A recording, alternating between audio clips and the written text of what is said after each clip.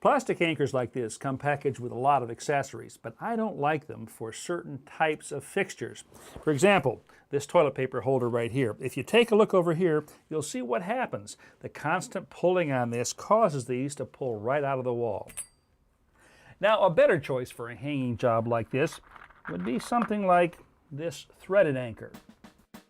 Designed specifically for wallboard, these can often thread right into the holes left by the plastic anchors.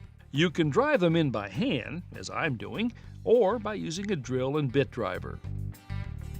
Once the anchor is firmly in place, I reattach the bracket using panhead screws. Now it's just a matter of slipping the fixture back on the bracket and tightening the set screw.